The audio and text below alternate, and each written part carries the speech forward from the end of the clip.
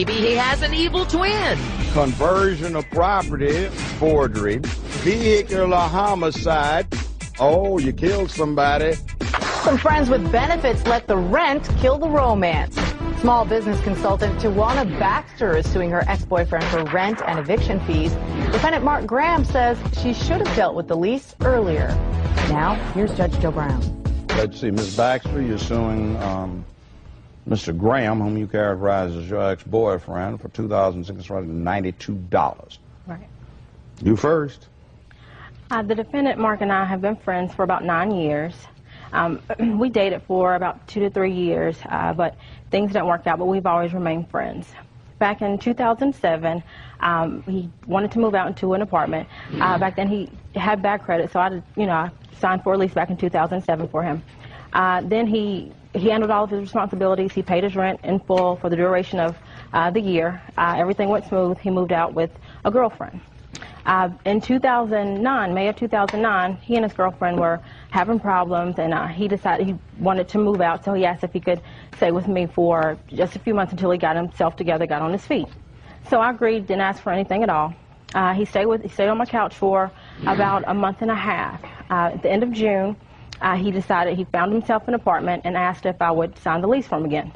Because he showed himself as a responsible person back in 2007, I agreed to sign the lease. Granted, he paid all costs associated with the apartment. August. Did you stay there with him? No, I never stayed. Not one day. So I know, Your Honor, she was pretty much I dead. never stayed there. Like a honeycomb hideout, Your Honor. I own a home. I never stay there. I live in my home, and that's it. So in other words, this wasn't your legal residence. You had other real property, a home that you were purchasing. There was a mortgage on it? Yes, it's a mortgage. You were acquiring equity and paying off the interest. Okay. That's right. So, hot situation, you hung out over there. But hot situation, Your Honor. No, I never hung out over there. But that doesn't make her a tenant. Makes it hot situation, though. That's all right. You can have hot situations all you want. Okay. About hot situations, and what do you call it? Honeycomb hideout? Honeycomb hideout. Hot situation. Well, guess what? You simply seem to be a sub-tenant authorized as an adult occupant. So she's your landlady. And also the leaseholder, Your Honor. But it was a verbal agreement. She's your landlady. You're staying there. You pay the rent. That creates a common law lease, which... no, Your Honor, I paid all the rent. I don't pay some of anything. Well, there's a delinquency showing. So you moved out, and you decided to leave Honeycomb Hideout. She wants her cash from you, $2,692. Basically, all right, you signed the lease. I've got a copy of it. That's right. He's authorized as an adult occupant on the lease. Exactly. Okay. So back in August 6th, I spoke to him about the rent. Then he told me he had found a house and he wanted to move out. But I asked him, was the rent taken care of? He said, I had taken care of everything. On August 10th... No, I didn't tell I was taking care of anything. Will you stop? Keep it in your head, and then I'll let you talk about it when it gets to you. Yes, Your Honor. Now, go on. So on August 10th, I called to check on everything, and the rental company tells me that August rent has not been paid, and at this point, I'm shocked. I'm like, okay, what's going on? So I call Mark, I'm confused. I'm like, what's going on? He tells me that, well, he's going to take care of it, and for me to, at that point, see what he needs to do to buy out of this lease. So I contacted the rental company, and they said, well, you have to pay 2 months of rent. They had prorated a few fees, like administrative costs of fees of that nature, and I had to pay all of those back, concession fees. Everything had to be paid back, and also the August rent had to be paid.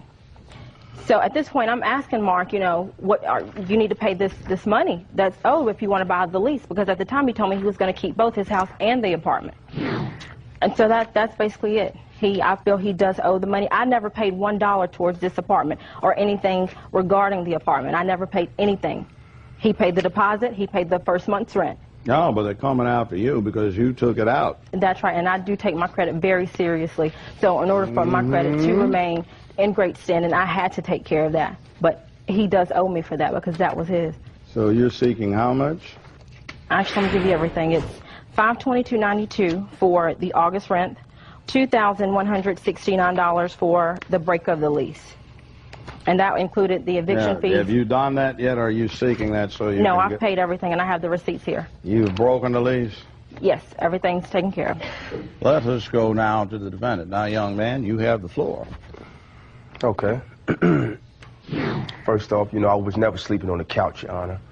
Okay, at her place. Yes, you did. You know? Don't interrupt. I'm not a couch sleeper. Anyway, she is a close friend, however. We've been knowing each other for about 9 some odd years. Very dear to me. Okay?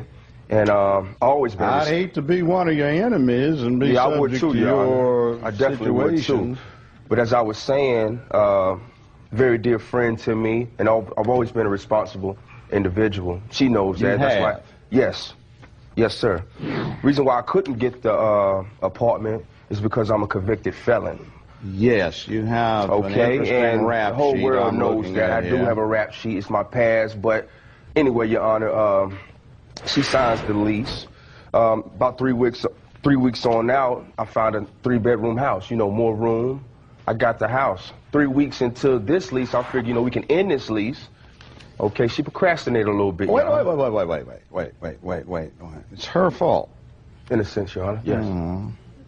So the point is what happens if management says, nah, we just let it roll. That's Either what you they pay did. the monthly lease payment or we'll take you to court. That's what they did.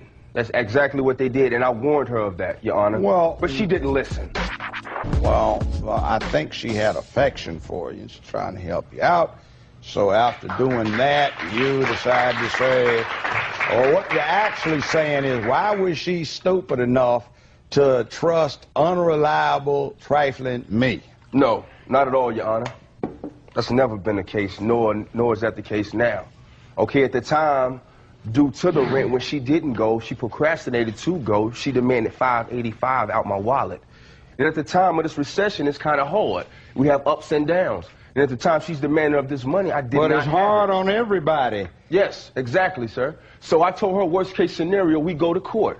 Okay, worst case scenario, you mean she gets taken to court by the management? No, I said we go. You aren't on this lease. I'm gonna go with it anyway, so, Your Honor, a little support, right? That's what he told me. He said that worst case scenario, we would go together. But like I told him, they were not looking for him. They were looking for me to pay I that know. money. He's not even on the lease except as an authorized adult occupant. Friend. You're on the lease. Where do you get this we stuff? Well, I could have been like Tonto, right? What you mean we? You signed the lease. But it's right? for you. But right now, that's like, you know what a pigeon drop is? I've seen it. You've seen it. On my windshield. Your Honor. No, you don't even know what a pigeon drop is. Okay. A pigeon drop is a con. The interesting thing about a pigeon drop is you can't run a pigeon drop con on an honest man. And the dishonest person thinks he's so slick, he doesn't realize that somebody slightly slicker is running a con game on him. What does that have to do with this case, Your Honor? Because you're making me laugh. I'm trying to not snicker and start laughing out loud. Man, I am working on every skill I got, Zen and otherwise, to keep from busting out laughing at you. He's giving me a con, and the law allows the trier of fact, once it becomes knowledgeable of not just arrest, but of convictions, for felonies for most states, and in particular crimes of moral turpitude, to touch on the credibility of the witness, if not outright impeaching him. What about change, Your Honor? Excuse me, we don't have change because I think you're still probably on parole or probation. Not at all, Your Honor. I'm a clean man, been clean for the last 5 years. I don't have to believe you. 5 years my foot. 5 years, 04 last conviction, Your Honor. Well, you have, let's see, 2.5 years ago. What about now, Your Honor? Conversion of property. Oh, that's 2.5 years ago. That wasn't me, Your Honor. Oh, yes, it was. Facts right. That wasn't me. We have forgery. Oh, let's see. We can keep going. That's just page 15. What about the kids' functions I threw, Your Honor? That's just page 15. What about we haven't those even things got I've up done to for the community, 23. Your Honor? Here we go with another forgery, and that's altering forged paper. Half of that's not me. Oh, I bet. Forgery of an instrument What does that have to do with today, vehicular Your Honor? homicide. Let's go on that one. Oh, you killed somebody by accident, negligence. You couldn't even do it on purpose. Oh, you couldn't even show up to take care of your business. When are you going to stop procrastinating about being a productive man in life and get on with the business? I'm very productive, Your Honor. Very.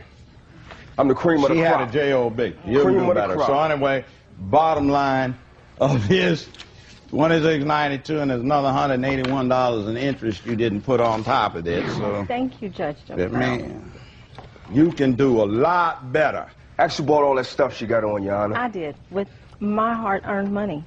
Working for a major corporate entity as a manager.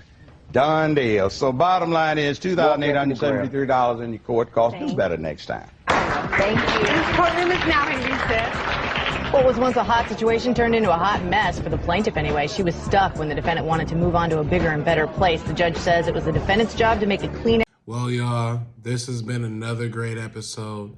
Thankfully, I'm not the judge here, guys. You are. So definitely drop down in the comments what you're thinking on this one and what side you are on. And we'll see you in the next episode.